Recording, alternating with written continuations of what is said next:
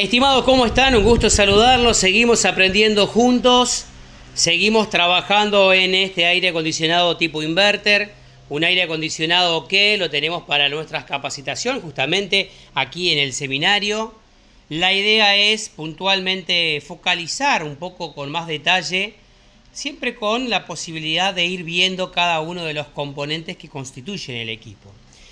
Recuerden ustedes que ahora está totalmente desarmado para poder ver justamente cómo es el principio de funcionamiento y cada uno de los elementos que constituyen la parte periferia del equipo como tal.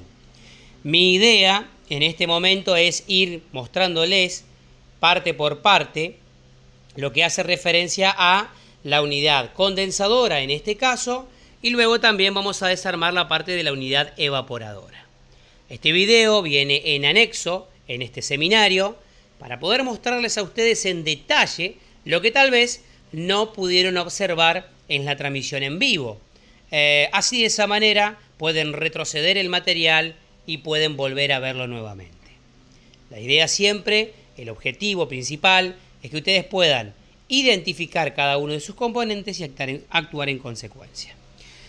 ¿Cómo funciona la situación? ¿Cómo funciona todo? Desde la unidad externa, ¿sí? La unidad externa que tenemos aquí, se va a generar justamente la parte de compresión a través del compresor, ¿sí? Se va a comprimir y poner en marcha el sistema en lo que hace referencia a hacer circular el refrigerante al respecto por todo el sistema como tal.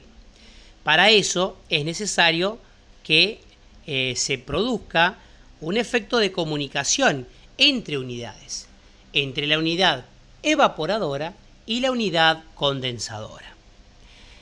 Esta unidad condensadora va a seguir siendo gobernada por la unidad interna. ¿Cómo funciona la cosa desde el momento en el que vos lo pones en marcha al equipo cuando apretás el control remoto? Cuando apretás el control remoto dirigida a la unidad evaporadora, automáticamente se enciende el display, indicándote la temperatura en la cual está seteado. En ese mismo momento, en ese interín, cuando la unidad interna está encendida, ¿sí? Automáticamente empieza a hacer una comunicación entre la unidad interna con la unidad externa. Se tienen que comunicar ambas dos. Esa comunicación es totalmente necesaria para que cuando esta placa que tenemos acá, la placa de la unidad evaporadora interna, le comunique, le diga a la placa exterior, o sea, a esta que tenemos acá, a la de potencia, que tiene que encender, esta haga funcionar el sistema. ¿Cómo lo va a hacer? Lo va a hacer en este caso, ¿sí? Tenemos una interpretación muy sencilla que es línea, neutro y S. Algunos pueden venir con otra letra también. Siempre van a tener línea y neutro, porque esto es independientemente necesario para que la parte exterior se active, pero puede que tenga, en vez de 3 borneras, puede que tenga 4 tranquilamente, ¿sí? ¿Sí? Fíjense que yo acá inclusive respeto lo que es la parte de puesta a tierra y siempre lo tengo conectado. ¿Bien? Esto está suelto porque la idea es desarmar para que ustedes puedan ver, y toda la parte de la carcasa que va a estar exteriormente la sacamos al respecto. S, en este caso, ¿qué es lo que va a hacer? La parte de S justamente va a comunicar entre la unidad evaporadora interna y la unidad externa a través de este cable todos los datos. ¿Qué datos puntualmente? Datos de que active, por ejemplo, la parte del compresor, que active, por ejemplo, el forzador, que active, por ejemplo, la válvula inversora. Es decir que en los equipos convencionales on-off, cuando el aire acondicionado era de tipo frío-calor, por lo general la bornera traía 5 opciones de conexión, ¿sí? Traía L1, por ejemplo, neutro, después L1, L2, L3 y tierra. En total eran 5 cables. Bien, dentro de los cuales N con L, o sea, neutro con L1, por ejemplo, encendía el compresor. ¿Tá? Neutro con L2 funcionaba, por ejemplo, el forzador. Y neutro con L3 activaba la válvula inversora. Todo eso se hacía y nosotros lo podíamos controlar, ¿sí? Desde la misma bornera, porque se alimentaba cada periférico, ¿no? L1 el compresor, L2 el forzador, L3 la válvula inversora. Todo eso en un equipo inverter se va y se reemplaza por lo que hace referencia a S. Esta señal de S, de comunicación entre la unidad interna con la unidad externa, van a trabajar diferentes rangos de frecuencia. A determinada frecuencia de trabajo, va a mandar la señal a través de solamente este conductor para que la placa externa interprete de que tiene que encender el compresor. A determinada frecuencia que llega a través de S, la placa externa va a interpretar que tiene que encender el forzador. Y a determinada frecuencia de S, la placa externa va a entender que tiene que mandar 220 volt. Fíjense que esta es una válvula del tipo inversora de AC 220 volt. ¿Vieron? O sea que esto se activa con 220 volt derecho. O sea que cuando S mande una determinada señal a una determinada frecuencia al respecto, la placa externa la va a interpretar y en consecuencia va a mandar 220 volt para que la unidad externa active la válvula inversora. O sea que es importante este cable dentro de lo que es la conexión, por supuesto que sí.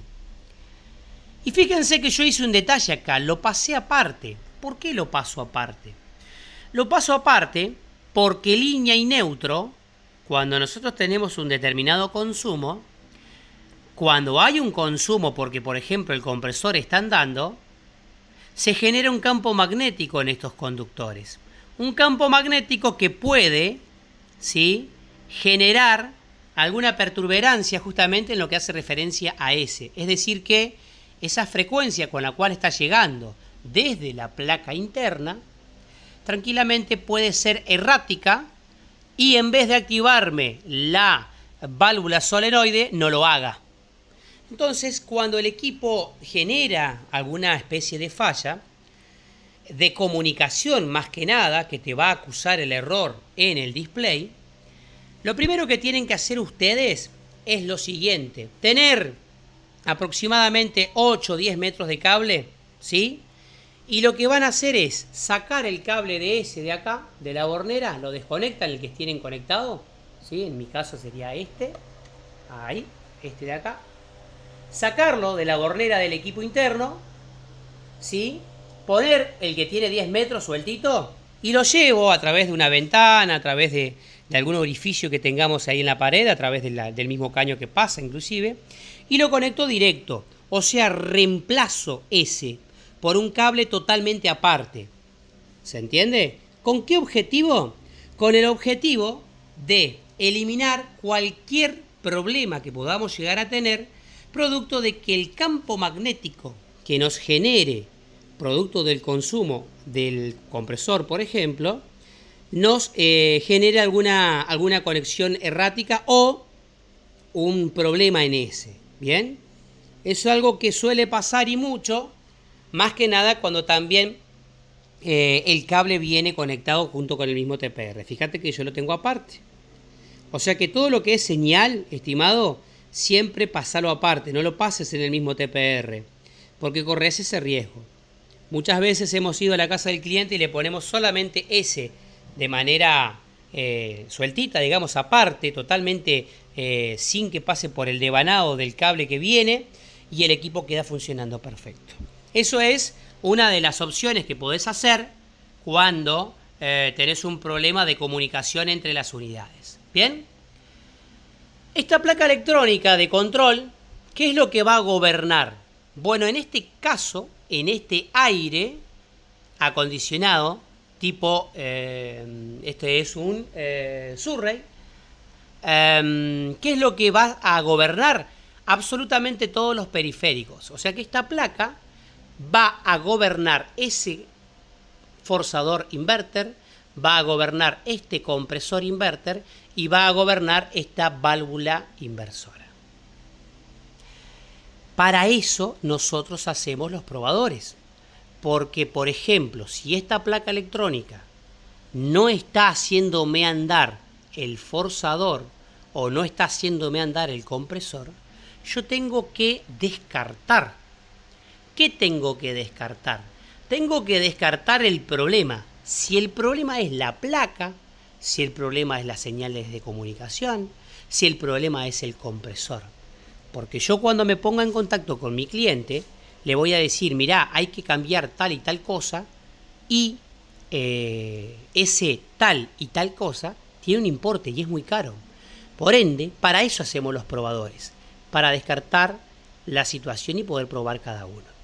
Vamos a tener un probador de este motor de 3 cables, vamos a tener el probador para encender el compresor, que es el probador que nosotros hicimos, para poder encender el compresor de manera directa, y lo más fácil acá es los 220 volts de la válvula inversora. ¿Bien?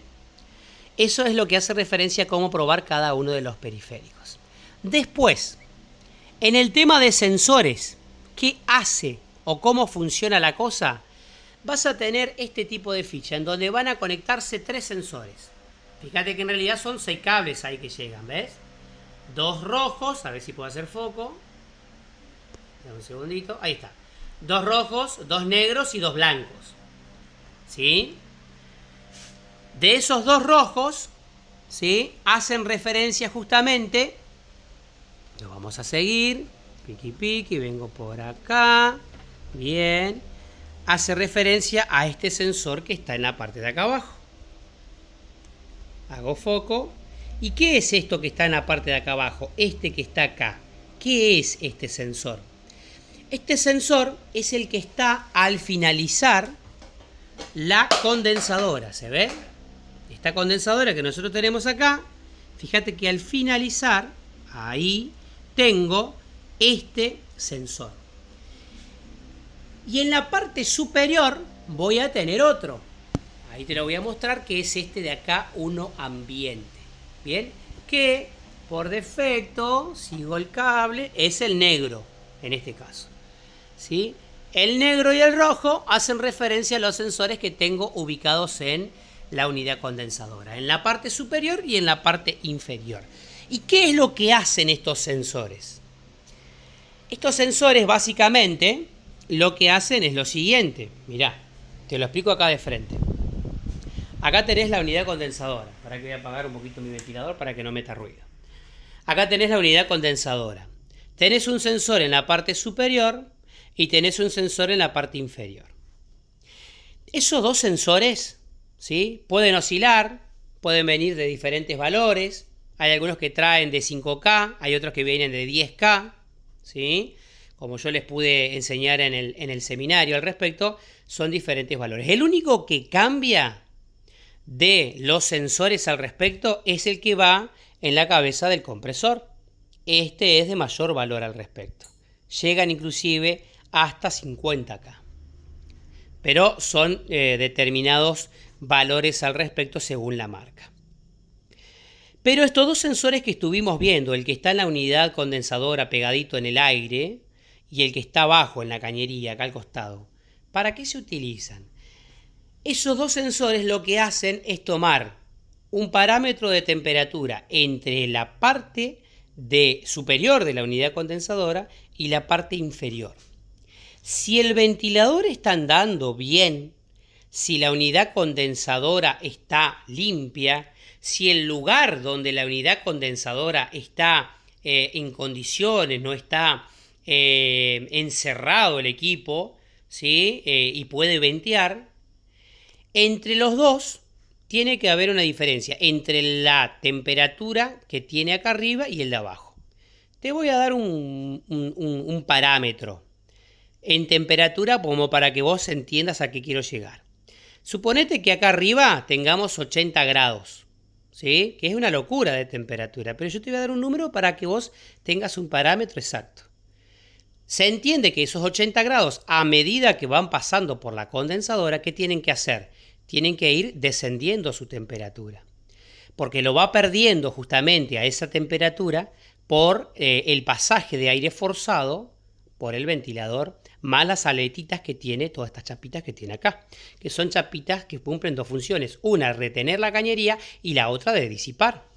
Entonces, esos 80 grados, a medida que van pasando, taca, taca, taca, taca, taca, taca, taca, taca, taca, taca, taca, taca, cuando llegan acá abajo, tiene que estar, para darte un número, en 40 grados, en 30 grados. ¿Se entiende? Entonces, de esa manera, la placa electrónica interpreta de que la condensadora está en un 100%, que está condensando bien, que el cambio de estado del refrigerante que va pasando por la condensadora, bien, se va dando. Recuerden ustedes que acá entra en estado gaseoso y cuando va llegando al finalizar ya tenemos un estado casi líquido. ¿Se entiende? Para que después se pueda realizar la expansión en el capilar o en la válvula, dependiendo del caso. Esos parámetros, estos equipos, los tienen muy en cuenta. Entonces, si acá arriba tiene 80 y acá abajo tiene 30, el equipo va a andar. ¿Cómo se va a dar cuenta de esos parámetros?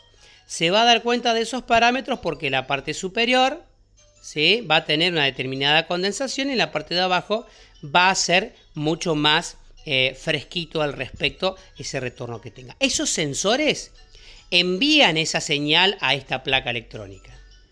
Siempre y cuando esta placa electrónica interprete de que hay un efecto de condensación, de que de repente hay diferencia entre la parte superior y la parte inferior, en ese momento va a mantener activo el compresor y va a mantener activo el equipo.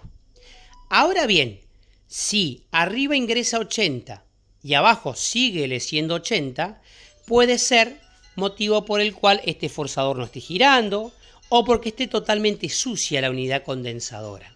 Entonces, ¿qué es lo que sucede? El equipo, en ese momento, como no hay diferencia entre lo que aspira y lo que expulsa, automáticamente lo que va a hacer es ponerse en error. Eso es lo que hacen esos sensores. Tomar esos parámetros entre la parte superior y la parte inferior para ver que haya diferencia, ¿sí? Por otro lado, también tenemos el sensor que va en la cabeza del compresor, que es este que tenemos acá. Este sensor lo que va a hacer es sensar la temperatura justamente en la parte de alta del compresor. Este es el sensor que se va a dar cuenta si tenemos un exceso de refrigerante o si tenemos una falta de refrigerante. ¿Por qué? Porque si el equipo, por ejemplo, tiene poco gas y no corta o no logra llegar a la temperatura de corte para que el compresor descienda su velocidad, va a andar mucho tiempo, va a levantar mucha temperatura y como consecuencia va a generar el inconveniente de que mande el error a la placa electrónica diciéndole: este motor tiene mucha temperatura. Al tener mucha temperatura como consecuencia lo va a desactivar. Bien, ahí tenemos la interpretación de los tres tipos de sensores al respecto. En el próximo video seguimos desarmando la parte del compresor y viendo un poco más la parte de la válvula inversora y el sistema de expansión que tiene el equipo. Quédate para seguir aprendiendo juntos.